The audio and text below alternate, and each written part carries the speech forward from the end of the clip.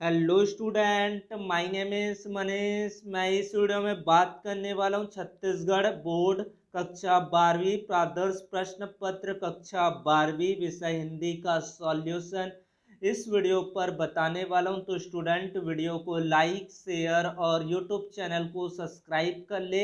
इसका PDF Telegram पर मिलेगा, लिंक डिस्क्रिप्शन पर है, जाकर डाउनलोड करें।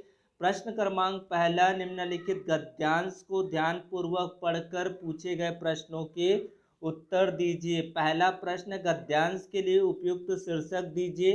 भारतीय सिनेमा एवं हिंदी अथवा हिंदी की संप्रेषणीयता सर्वाधिक उचित शीर्षक होगा। गैर हिंदी भाषी कलाकारों के हिंदी सिनेमा में आने का कोई एक कारण लिखिए।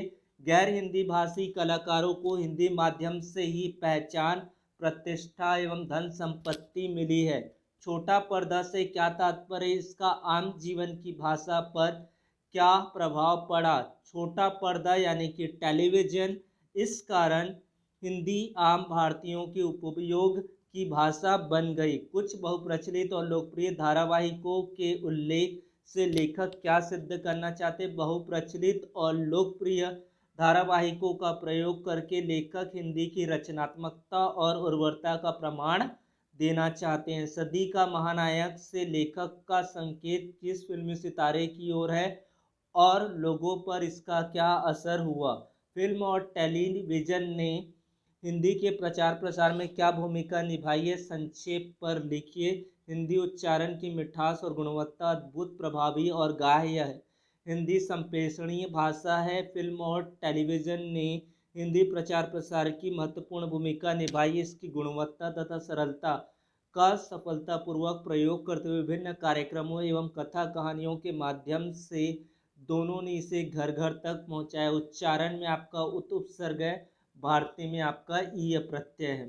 प्रश्न क्रमांक 2, काव्यांश को पढ़कर प्रश्नों के उत्तर दीजिए। पहला प्रश्न है, माँ के स्नेह को कवच का कुंडल क्यों कहा गया। तो माँ के स्नेह को सुरक्षा की भावना के कारण कवच का कुंडल कहा गया। विषम परिस्थितियों में ही माँ क्यों याद आती है। तो इसका उत्तर है, माँ जन्म से हर पल अपने बच्चों को अपने पास रखती है, अतः बच्चे का माँ से अत्यधिक जुड़ाव हो जाता है, अतः वह हर परिस्थितियों में माँ को ही याद करता है। वह स्वयं को माँ की छत्र छाया में सुरक्षित महसूस करता है। मरुस्थलों के तपते पथ में तू ही मेघ झड़ी है माँ, पंक्ति का भाव लिखिए। इसका भाव है, विषम परिस्थितियों में माँ का सहारा मिलता है। उन पंक्तियों को उद्धृत कीजिए जिनका भाव जीवन में विविध अनुभवों के बीच माँ का साथ फूलों जैसा सुहावना होता है। प्रश्न क्रमांक 3, निम्नलिखित में से किसी एक विषय पर लगभग 150 शब्दों पर रचनात्मक लेख लिखिए। साइबर अपराध का आतंक। साइबर अपराध या कंप्यूटर उन्मुख अपराध एक ऐसा अपराध है जिनमें एक कंप्यूटर और एक नेटवर्क शामिल रहता है। इसके द्वारा किसी व्यक्ति या राष्ट्र की सुरक्षा एवं वित्तीय स्वास्थ्य को खतरा हो सकता है। किसी की निजी जानकारी को प्राप्त कर उसका गलत इस्तेमाल करना या कंप्यूटर से निजी जानकारी को चोरी करना भी साइबर अपराध की श्रेणी में आता है। आज मोबाइल, कंप्यूटर और नेटवर्क की दुनिया में हम सभी साइबर आतंक के साये में जी रहे हैं। मानव ने इतनी उन्नति कर ली है कि वह अपना हर कार्य ऑनलाइन के माध्यम से संपन्न करता है। वह प्रसन्न और सुखी महसूस करता है कि उसे कहीं जाने की आवश्यकता नहीं है। घर बैठे अपना संपूर्ण लेन देन, ऑर्डर, भुगतान आदि अपने मोबाइल या कंप्यूटर के माध्यम से करता है। जहां इंटरनेट ने हमारी सारी सुविधाएं प्रदान कर रही, वहीं साइबर अपराधों की संख्या भी दिन प्रतिदिन बढ़ती जा रही है। साइबर अपराध के मुख्य रूप निम्न प्रकार से है: अनाधिकृत उपयोग एवं हैकिंग, वेब हाईजैकिंग, पोर्नोग्राफी, बाल यौन शोषण। इसके बारे में आपको लिखना है और इसके पीडीएफ आपको टेलीग्राम पर मिलेगा। टेलीग्राम चैनल का लिंक डिस्क्रिप्शन पर दिया है, वहां पर से जाकर इस पीडीएफ को डाउनलोड करें। प्रश्न क्रमांक 4, अपने क्षेत्र में एक सड़क चौड़ा करने के बहाने की आवश्यकता से अधिक पेड़ काटे जा रहे हैं। इसकी विस्तृत जानकारी देते हुए वन एवं पर्यावरण विभाग को पत्र लिखिए। तो मैं आपका ध्यान पेड़ों की अंधाधुंध कटाई की ओर दिलाना चाहता हूँ। पिछले दिनों नगर पालिका द्वारा शंकर नगर से शास्त्री नगर के बीच सड़क को चौड़ा करने का कार्य चल रहा है। इसी प्रक्रिया में सड़क के दोनों ओर के पेड़ जो सड़क के रास्ते में आ रहे हैं उन्हें काटा जा रहा है। मैंने कई दिनों से इस बात पर गौर किया है कि पेड़ काटने की आड़ में बहुत से ऐसे पेड़ काटे गए जो रास्ते में नहीं आ रहे थे, जिनको काटा जाना आवश्यक नहीं था, लेकिन फिर भी उन्हें काटा गया। मुझे इसमें किसी भी प्रकार की अनियमितता की आशंका लग रही। वन विभाग की तरफ से नियुक्त अधिकारी अपना कार्य ठीक प्रकार से नहीं कर रहे हैं। लगता है कि वो इस अनियमितता में शामिल है। महोदय, पहले ही हमारे शहर की हरियाली की कमी है और ऐसी हालात में पेड़ की अनावश्यक कटाई बिल्कुल भी उचित नहीं है। इस कारण प्रदूषण का स्तर बढ़ सकता है और स्वच्छ हवा की कमी हो सकती है। अतः आपसे अनुरोध है इस संबंध में उचित कार्रवाई करें ताकि हमारा शहर की हरियाली बरकरार रह सके। प्रश्न क्रमांक 5, निम्नलिखित प्रश्नों के उत्तर दीजिए। पेज 3 पत्रकारिता या पित्त पत्रकारिता क्या होता है? पेज 3 पत्रकारिता सनसनी, चकाचौंध या ग्लैमरस फैलाने वाली पत्रकारिता को पित्त पत्रकारिता या पेज 3 पत्रकारिता कहते हैं। जैसे कि भारत का बिल्टस अखबार। फ्लैश या ब्रेकिंग न्यूज़ किसे कहते हैं? तो ऐसी खबरें जो कम से कम शब्दों में दर्शकों तक तत्काल पहुंचाई जाती है। जैसे भारत 67 रनों से मैच जीता, बम धमाके में मृत्यु। जनसंचार का सबसे महत्वपूर्ण तथा सार्वजनिक विस्तृत माध्यम कौन सा है? समाचार पत्र और पत्रिका। संपादकीय क्या होता है? संपादक जिस पृष्ठ पर विभिन्न घटनाओं और समाचारों पर अपनी प्रकट करता है उसे संपादकीय कहते हैं। नाटक के 3 अंगों का वर्णन कीजिए। कथावस्तु। नाटक की कथावस्तु में वृहत विस्तार सहपूर्णता होती है। नाटक की कथावस्तु ऐतिहासिक, पौराणिक, धार्मिक, सामाजिक इत्यादि जैसे महत्वपूर्ण विषयों से संबंधित होना अनिवार्य। चरित्र चित्रण, संवाद। दिवाली मेला या स्वतंत्रता दिवस पर रंगारंग कार्यक्रम विषय पर एक फीचर आरेख लिखिए। तो मैंने दिवाली मेला के बारे में यहाँ पर बता दिया, इसको आप पढ़ सकते हैं। पीडीएफ के लिए टेलीग्राम चैनल को ज्वाइन कर ले, वहाँ से इसके पीडीएफ को डाउनलोड करें। प्रश्न क्रमांक 8, निम्नलिखित काव्यांश को पढ़कर पूछे गए प्रश्नों के उत्तर दीजिए। पहला प्रश्न, बिना मुरझाए महकना कवि ने किसके संदर्भ में कहा है?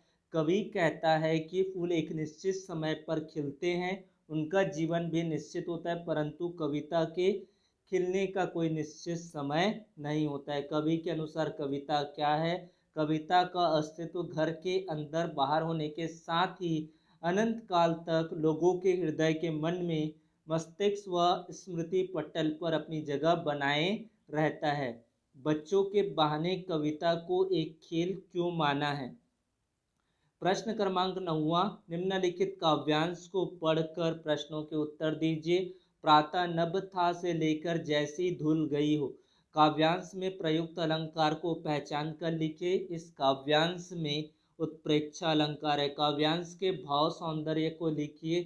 इस काव्यांश में कवि ने भोर के वातावरण का सजीव चित्रण किया है। प्रातःकालीन आकाश गहरा नीला प्रतीत होता है, वह संग के समान पवित्र और उज्जवल है।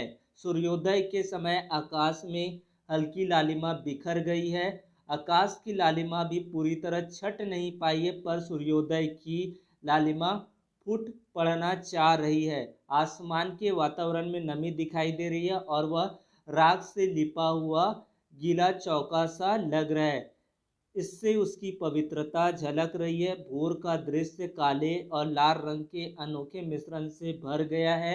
ऐसा लगता है कि गहरी काली सिल्क को केसर से अभी अभी धो दिया गया हो, अर्थात काली स्लेट पर लाल खड़िया मल दी गई हो। उसके बाद है आपका प्रश्न क्रमांक 10वां, निम्नलिखित प्रश्नों में से 2 प्रश्नों के उत्तर दीजिए। बादर राग कविता में अस्थिर सुख पर दुख की छाया पंक्ति में दुख की छाया किसे कहा गया और क्यों? मानव जीवन में दुखों और मुसीबतों के साथ कवि ने पूंजीपतियों द्वारा समाज में किए गए अत्याचार और शोषण को दुख की छाया कहा गया है। उनका मानना है कि दुनिया में खुशी कभी भी स्थायी नहीं होती। इसके साथ ही दुख का प्रभाव भी है। पूंजीपति कमजोर वर्ग का शोषण करके अपार धन जमा है। पूंजीपति कमजोर वर्गों का शोषण करके अपार धन जमा करता है, कमजोर को कमजोर करता है, लेकिन हमेशा उसके खिलाफ क्रांति के डर से घिरा रहता है। वह सब कुछ दीन लेने के भय से डरा हुआ है। पेट की आग का समन ईश्वर राम भक्ति का मेघ ही कर सकता है। तुलसी का यह काव्य सत्य क्या इस समय का भी युग सत्य है? तर्कसंगत उत्तर दीजिए। यहाँ से आप इसको उत्तर को देख सकते हैं। उसके बाद तीसरा प्रश्न, शायर के अनुसार खुद का पर्दा खोलने से क्या आशय है? प्रश्न क्रमांक 11, निम्नलिखित गद्यांश को पढ़कर नीचे प्रश्नों के उत्तर दीजिए।